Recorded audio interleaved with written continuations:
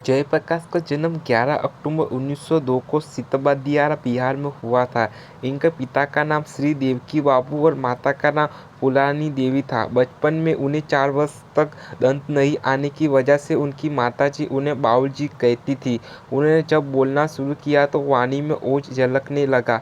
1920 में जयप्रकाश का विवाह बिहार के मशहूर गांधीवादी बृज किशोर प्रसाद की पुत्री प्रभावती के साथ हुआ।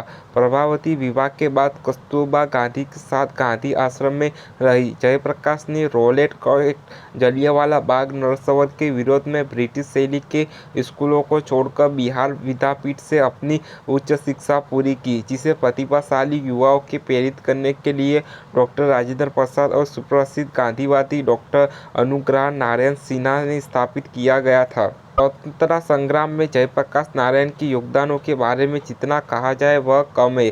वह विलक्षण प्रतिभा के धनी थे। भारत लौटने पर उन्होंने उस वक्त स्वतंत्रता संग्राम में कूदने का फैसला कर लिया जब उन्होंने पटना में मौलाना अब्दुल कलाम आज़ाद की यह लाइन सुनी, जिसमें उन्होंने कहा था, नौजवानों, अंग्रेजी शिक्षा का त्याग करो और मैदान में आकर ब्रिटिश हुकूमत की ढहती दीवारों को धराशायी करो और ऐसे हिंदुस्तान का निर्माण करो जो सारे आलम में खुशबू पैदा करे। इस वाक्य को सुनकर जेपी के मन में हलचल मच गई और वह आंदोलन में कूद पड़े। 1929 में वह कांग्रेस पार्टी में शामिल हो गए। बाद में जब कांग्रेस सोशलिस्ट पार्टी का गठन हुआ तो उन्हें उसमें शामिल कर लिया गया और उन्हें पार्टी का महासचिव बनाया गया। बाद के दिनों में कई बार वह जेल भी गए और लाठियां भी खाई। गांधी जी के करो या मरो के नारे को उन्होंने हमेशा याद रखा। इन्हीं लोगों के अथक प्रयास के बाद 15 अगस्त 1947 को हम आज़ाद हो गए, लेकिन जयप्रकाश जी की मुख्य भूमिका इसके बाद शुरू होती है।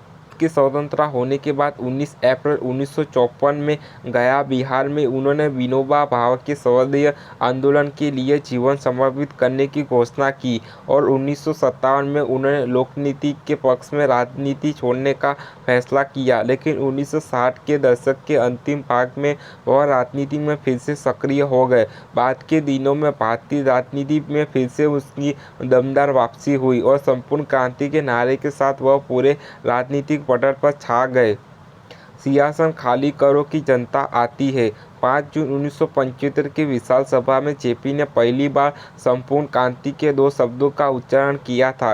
यह क्रांति उन्होंने बिहार और भारत में फैले भ्रष्टाचार की वजह से शुरू की, लेकिन बिहार में लगी चिंगारी कब पूरे भारत में फैल गई पता ही नहीं चला। बिहार से उठी संपूर्ण क्रांति की चिंगारी देश के कोने कोने में आग बनकर भड़की।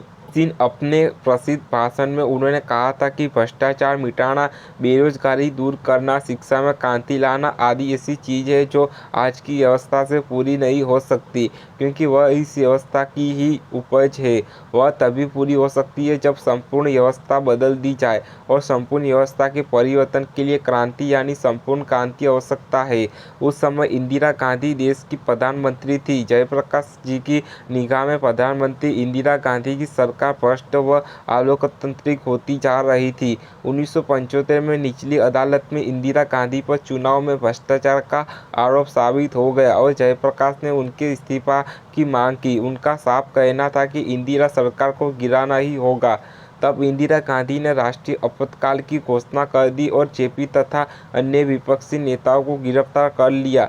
तब दिल्ली के रामलीला मैदान में 1 लाख से अधिक लोगों ने जयप्रकाश नारायण की गिरफ्तारी के खिलाफ हुंकार भी भरी थी। उस समय आकाश में सिर्फ उनकी ही आवाज़ सुनाई देती थी। उसी वक्त राष्ट्र कवि रामधारी सिंह दिनकर ने कहा था, सिंहासन खाली करो की जनता आती है। जनवरी 1977 को आपातकाल हटा लिया गया और लोकनायक जयप्रकाश की संपूर्ण क्रांति आंदोलन के चलते देश में पहली बार गैर कांग्रेसी सरकार बनी। इस क्रांति का प्रभाव न केवल देश में बल्कि दुनिया के तमाम छोटे देशों पर भी पड़ा था। वर्ष 1977 में हुआ चुनाव ऐसा था जिसमें नेता पीछे थे और जनता आगे थी। यह जेपी के ही करिश्माई नेतृत्व का असर था। जयप्रकाश नारायण ने 8 अक्टूबर 1979 को पटना में अंतिम सांस ली। जयप्रकाश नारायण जी को भारत सरकार ने मरणोपरांत 1998 को देश के सर्वोच्च सम्मान भारत रत्न से सम्मानित किया गया।